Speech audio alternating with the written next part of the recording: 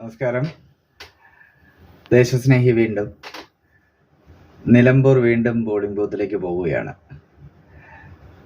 എന്തുകൊണ്ടാണ് നിലമ്പൂരുകാർ വീണ്ടും പോളിംഗ് ബൂത്തിലേക്ക് ഈ ഇടക്കാല സമയത്ത്, അതും വെറും 8 മാസം നിയമസഭാ തെരഞ്ഞെടുപ്പിനുള്ള സമയത്ത് പോകേണ്ടി വരുന്നത് എന്ന് ചോദിച്ചാൽ രാഷ്ട്രീയപരമായിട്ടുള്ള പാപ്പരത്വം എന്ന് തന്നെ പറയേണ്ടി വരും. നമ്മളുടെ ജനങ്ങൾ ഈ രാഷ്ട്രീയക്കാരെ സഹിക്കാൻ വിധിക്കപ്പെട്ടിരിക്കുകയാണ്. LDF UDF മുന്നണികൾ ഇങ്ങനെ ഒരു തെരഞ്ഞെടുപ്പ് നടത്തി ആ തെരഞ്ഞെടുപ്പിൽ അവരുടെ ശക്തി തെളിയിക്കാൻ വേണ്ടി കോടികളാണ് നിലമ്പൂരിൽ ഒഴുക്കിയിരിക്കുന്നത്. അൻവർ എന്ന് പറയുന്ന ആളുടെ രാഷ്ട്രീയ ഭാവി ഇതോടുകൂടി ഏകദേശം തീർന്നു എന്ന് തന്നെ പറയാം.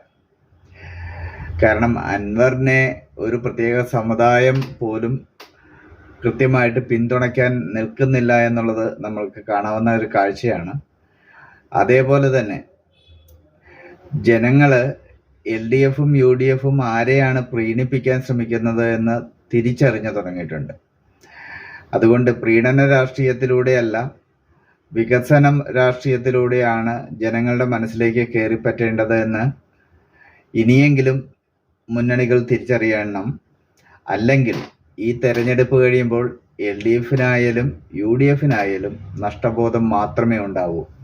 കാരണം ഇത്രയും നാളും ജനങ്ങളെ വളരെ ഭംഗിയായി പറഞ്ഞ് പറ്റിച്ചുകൊണ്ടിരുന്ന കുറേ കാര്യങ്ങൾ വെറും പൊള്ളയായിട്ടുള്ള കാര്യങ്ങൾ മാത്രമാണ് എന്ന് ജനങ്ങൾ തിരിച്ചറിയുന്നുണ്ട്. കേരളത്തിൽ അതിനനുസരിച്ച് തന്നെ വളരെ മാറ്റങ്ങൾ, അടി ഒഴുക്കുകൾ നടക്കുന്നുമുണ്ട്. അത് ഈ തെരഞ്ഞെടുപ്പ് കഴിയുമ്പോൾ നമുക്ക് കാണാൻ പറ്റും. എന്തായാലും LDFനും UDFനും സന്തോഷകരമായിട്ടുള്ള ഒരു റിസൾട്ട് ആയിരിക്കില്ല ഈ തെരഞ്ഞെടുപ്പ് നൽകുന്നത്.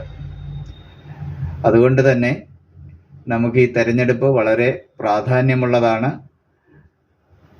6 മാസം മാത്രം പ്രവർത്തിക്കാൻ കിട്ടുന്ന ഒരു MLA സൃഷ്ടിക്കാൻ വേണ്ടി നടത്തുന്ന ഈ തെരഞ്ഞെടുപ്പ് പാഴ് ചിലവുമാണ് എന്നുള്ളത് വളരെ പ്രാധാന്യത്തോടുകൂടി ഓരോ പൗരനും ഓർക്കണം. ജയ് ഹിന്ദ്.